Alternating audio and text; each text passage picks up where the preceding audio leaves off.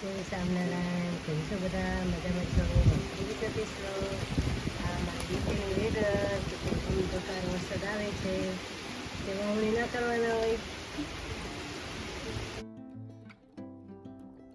મહારાજ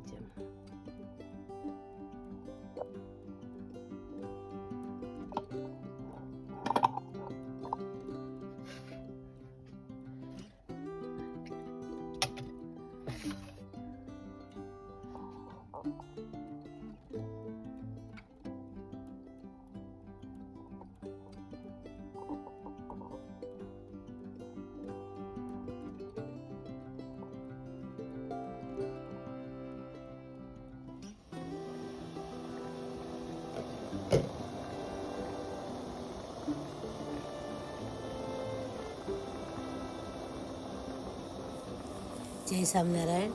આજે છે ને કંઈ જ ખાવાનું મન નહોતું થતું, તો આજે છે ને એક થાળી ઢોકળાની કેરી, મારી પાસે છે ને ફ્રોઝન ખીરું પડ્યું હતું, તો મેં કે ચાલો હું કરી નાખું. એટલા મસ્ત ઢોકળા થયા છે, સ્પોન્જી.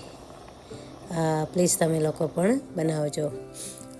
પછી ઢોકળા વઘાર્યા, તો તેના માટે મેં તેલ મૂકી દીધું હતું, પછી રાઈ મૂકી, જીરું મૂક્યું,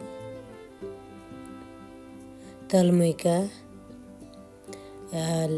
સૂકા મરચાં મૂક્યા, લીમડો, મારી પાસે ઘરનો લીમડો હતો તો લીમડો પણ મૂકી દીધો ને સરસ વઘાર થઈ ગયો ને એટલે છે ને ઢોકળાની થાળીમાં ઉપર મૂકી દીધો.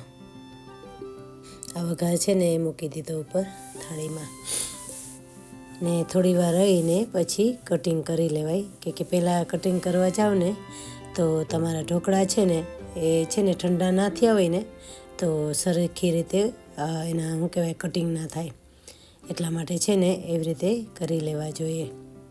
અને હું હંમેશા એવી રીતે ઠંડા થાય ને પછી જ કટિંગ કરું. ને ખાવાનું કંઈ જ મન નહોતું થતું, તો મેં કહી ચાલ એમાં છે મેં લીલા ગ્રીન મરચાં પણ મૂક્યા.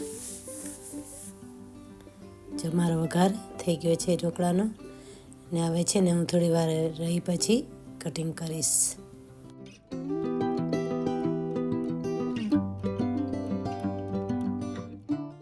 હવે છે ને હું કટિંગ કરી લઈશ ઢોકળાને. સ્ક્વેર પણ તમે કરી શકો ને તમારે જેમ અનુકૂળ હોય એવી રીતે તમે કરી શકો છો કટિંગ.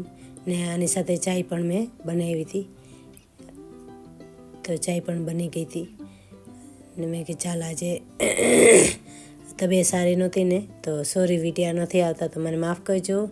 તો આજે હું ઢોકળાનો વિડીયો મૂકીશ અને પછી આવતીકાલે જે ઘણા બધાએ મને કોમેન્ટ પણ કરી છે કે અથાણાના વિડીયો તમે મૂકો, કે રીલ શેર કરી હતી ને તો કે અવાજ નીકળતો જ નથી, તો એના માટે છે ને અથાણાનો વિડીયો હું શેર નથી કરતી, પણ આવતીકાલે અથવા પરમ દિવસે મારો વિડીયો અથાણાનો આવશે, કે લોંગ વિડીયો છે તો એટલા માટે છે ને આજે શેર નથી કરતી. જો કેટલા સ્પોન્જી થયા છે, એટલા મસ્ત ઢોકળા થયા છે. તો આની રેસીપી આની રેસીપી મેં પહેલાં આપેલી છે, પણ જો તમારે જોતી હોય તો પ્લીઝ કોમેન્ટ સેક્શનમાં કોમેન્ટ કરજો. Thank you.